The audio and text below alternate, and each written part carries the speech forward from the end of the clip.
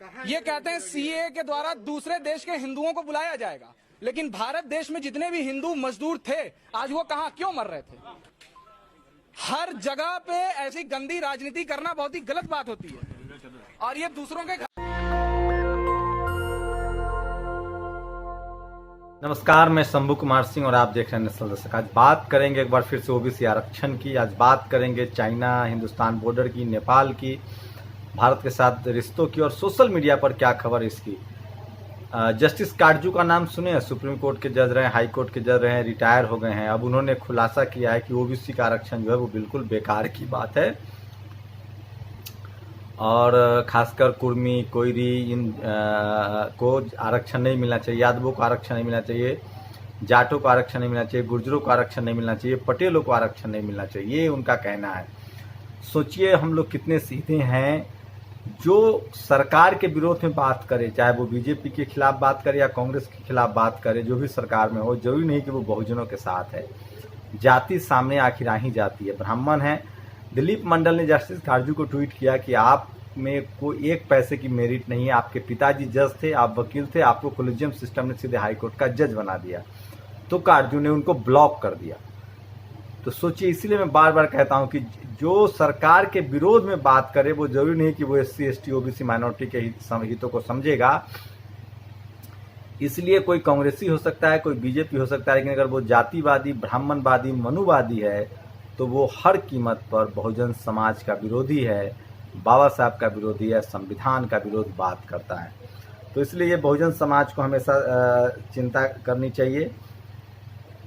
और कुछ अच्छे वीडियो वायरल हो रहे हैं जो आपको देखना चाहिए। किस तरह से बीजेपी के लोग पर्ची बांट रहे थे और एक युवा ने सवाल पूछा तो कैसे उसको चुप करा दिया गया।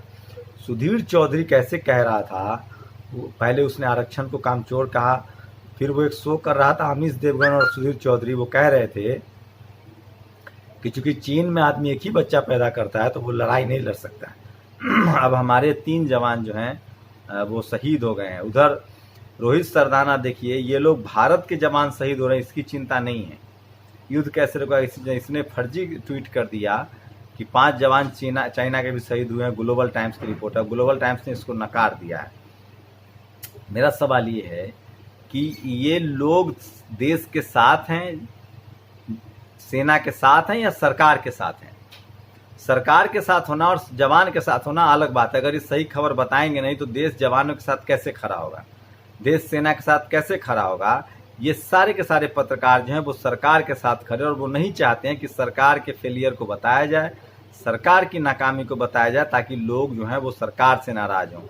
तो मैं इसीलिए कह रहा हूं, जो सेना के साथ है देश, आर्मी के साथ है देश, सीमा पर सुरक्षा में लगे लोगों के साथ है देश, लेकिन मोदी जी देश नहीं है। सरकार से सवाल पूछना पड़ेगा। राजनाथ सिंह रक्षा मंत्री, उनको जवाब देना चाहिए। क्योंकि मैं इसीलिए कह रहा हूं कि जब अगर मोदी जी देश होते तो उसी तरह से पहले तो मनमोहन सिंह प्रधानमंत्री थे, लेकिन हम उनसे सवाल पूछते थे ना। तभी चीन ने अतिक्रमण किया था, पाकिस्तान घुसपैठ करता था। अब तो हालत ये हो गई है, अभी जो हमारे प्रधानमंत्री हैं उनकी ऐसी विदेश नीति है कि नेपाल हमें आंख दिखा रहा है, चाइना और पाकिस्तान का तो छोड़ दीजिए। तो ये सब इसलिए हो रहा है क्योंकि सरकार से मीडिया सवाल नहीं पूछ रही है, और सरकार में जो लोग बैठे हैं उनको गुमान है कि हम तो मीडिया मैनेज करके बैठे हुए हैं, हमसे तो कोई पूछ नहीं रहा है, जनता हमसे नाराज है नहीं। इसलिए मैं कह रहा हूं, किसी को खुला छोड़ देंगे तो इसी तरह की हालत हो जाएगी। इसलिए जनता को जानने का हक है, मीडिया को सवाल पूछने का हक है, लेकिन इस मीडिया जो है इस देश की, वो देश के साथ नहीं है, वो सरकार के साथ है। जो मीडिया देश के साथ होती है उसके लिए देश ही सर्वोपरि होता है, और वो सरकार से सवाल पूछती, चाहे सरकार कोई भी हो। तो इस देश में जो मीडिया है वो सरकार के साथ है, और इसलिए मैं सोशल मीडिया पर आज की क्या बड़ी खबरें हैं वो चाहता हूं कि वो आपको तुरंत बता दूं। तमाम बड़ी खबरें मैं आपको बता दूं कि सूरज कुमार बौद्ध ने लिखा है, मीडिया की झूठ और सरकार की चुप्पी देश को कमजोर बना रही है। सनद रहे, सरकार कमजोर है लेकिन देश नहीं। एक कर्नल और 2 सैनिक शहीद। तो ये लगातार लोग लिख रहे हैं, और ये वीडियो देखिए। मैं चाहूंगा 10-15 सेकंड का वीडियो देखिए, किस तरह से बीजेपी के नेताओं से जब एक युवक ने सवाल पूछा तो कैसे उसे चुप करा दिया गया। सुन लीजिए इस वीडियो को। मैं चाहूंगा इसको 2 विंडो में सुनाया जाए। हमसे सवाल नहीं किया जाएगा। फोटो हम नहीं खिंचवाए, हमसे सवाल लिया जाएगा कि नहीं लिया जाएगा? अरे लिया जाएगा। सवाल लिया जाएगा। बंद कर दो, तुम बंद कर दो।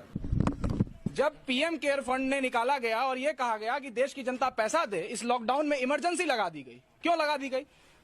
ये कहते हैं सीए के द्वारा दूसरे देश के हिंदुओं को बुलाया जाएगा, लेकिन भारत देश में जितने भी हिंदू मजदूर थे आज वो कहां क्यों मर रहे थे? हर जगह पे ऐसी गंदी राजनीति करना बहुत ही गलत बात होती है। और ये दूसरों के प्रशांत कनौजिया ने लिखा है कि our soldiers are been sacrificed for the political benefits और पॉलिटिकल इनकम्पिटेंसी ऑफ दिल्ली। सरकार की जो सरकार की नाकामी है उसकी वजह से हमारे जवानों की जान जा रही है। और रोहित सरदाना ने जो ट्वीट किया था उसको लगातार जो ग्लोबल टाइम्स है उसने नकारा है। उसे नहीं पता कि चीन में कितनी कैजुअलिटी हुई है, लेकिन सरकार को बचाने के लिए रोहित सरदाना जैसे लोग काम करते हैं।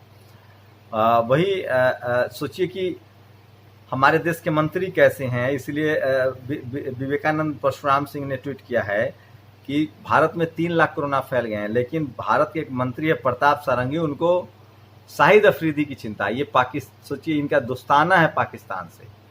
ये भारत के लोग मर रहे हैं, भारत के लोगों के लिए इलाज नहीं है, लेकिन ये शाहिद अफरीदी को कह रहा है कि आके इलाज करवाओ। समझ रहे हैं? तो ये स्थिति है इन लोगों की। रोहित सरदाना झूठी साबित हो गए हैं। और चीन पेटीएम से फंड जमा करेंगे, फिर चीन को 2100 करोड़ का ठेका देंगे, तब हमारा वाला चीनी भाषा सीखेगा, फिर चीन को उसी भाषा में जवाब देगा। काहे देश को बरगला रहे हो? ये देश बेचू है, देश क्या बचाएगा? तो लगातार लोग इस तरह के सवाल पूछ रहे हैं और ये वो सवाल हैं, वाजिब सवाल है जो इस देश के जनता को जानना चाहिए। और मध्य प्रदेश में लगातार ओबीसी आरक्षण को लेकर महेंद्र लोधी जो हैं वो लगातार कैंपेन चला रहे हैं। उन्होंने देश भर पूरे राज्य में कल ज्ञापन सौंपा है सरकारों को, और बीजेपी की सरकार है वहाँ, उसके बाद भी जो ओबीसी संगठन है वो लगातार बढ़िया काम कर रहा है। उसके तस्वीरें मैं आपको दिखा रहा हूँ। तो बहुजन समाज के लोग लगातार जागरूक हो रहे हैं।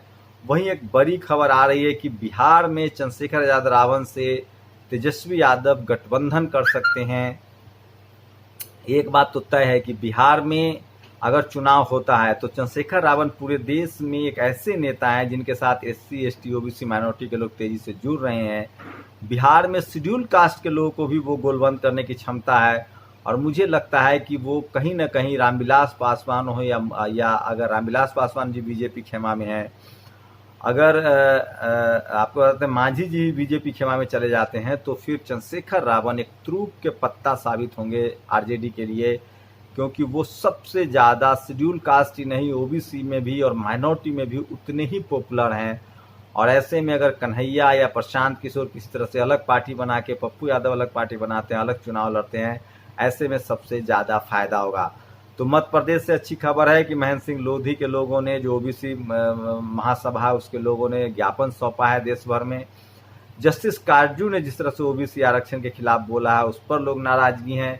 सीमा पर जिस तरह से तनाव है उसको लेकर लोग नाराजगी हैं।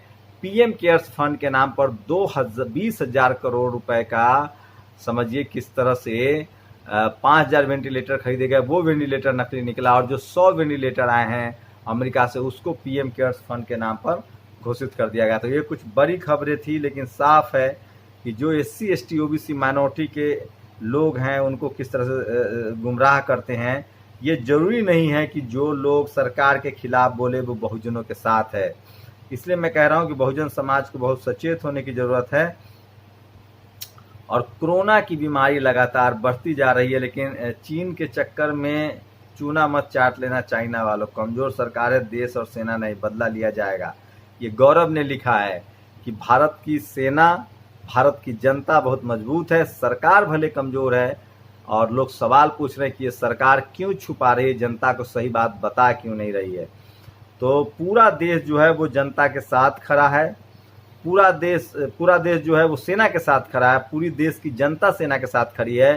सरकार सब कुछ छुपा रही है और मीडिया छुपा रही है, और इसीलिए लोग सबसे ज़्यादा मीडिया को दोषी दे रहे हैं।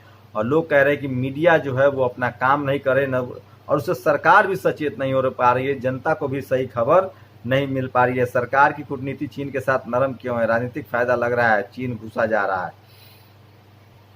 तो ये आपको समझना पड़ेगा। और लगातार लोग जो हैं वो सोशल मीडिया पर बात कर रहे हैं कि किस तरह से चीन ने जिस तरह से हमारे 2-3 जवानों की हमारी शहादत हुई है, उसके बाद लोग सरकार से पूछ रहे हैं सवाल, लेकिन पूरा देश जो है वो सेना के साथ खड़ा है। लेकिन सबसे बड़ी बात है कि सरकार जो है वो कहीं ना कहीं सब कुछ छुपा रही है और लोगों को लग रहा है कि सरकार जो है वो चाइना के मामले में ढीली है और कोई कार्रवाई नहीं हो रही है। तो ये तमाम बड़ी खबरें थी जो मैं आपको बता रहा था। एक बार फिर से तस्वीरें देख लीजिए कि किस तरह से अगर आप बीजेपी के नेताओं से सवाल पूछेंगे तो आपको किस तरह से धक्का दे दिया जाएगा। 10 सेकंड का वीडियो फिर से देखिए। आप लोग की क्या प्रतिक्रिया है, चाइना पर हो या काजू पर हो, क्या ये सब कुछ सरकार की नाकामी है? फिलहाल पूरा देश सेना के साथ खड़ा है। शुक्रिया। ये कहते हैं सीएए के द्वारा दूसरे देश के हिंदुओं को बुलाया जाएगा, लेकिन भारत देश में जितने भी हिंदू मजदूर थे आज वो कहां क्यों मर रहे थे? हर जगह पे ऐसी गंदी राजनीति करना बहुत ही गलत बात होती है और ये दूसरों के नेशनल दस्तक की आपसे गुजारिश है कि अगर इसको बचाना चाहते हैं तो नेशनल दस्तक को सब्सक्राइब करने के लिए रेड कलर के सब्सक्राइब बटन को दबाएं, फिर बेल आइकन की घंटी दबाएं। नेशनल दस्तक को बचाने के लिए बहुत जरूरी है कि हर खबर को शेयर करें, लाइक करें, कमेंट जरूर करें।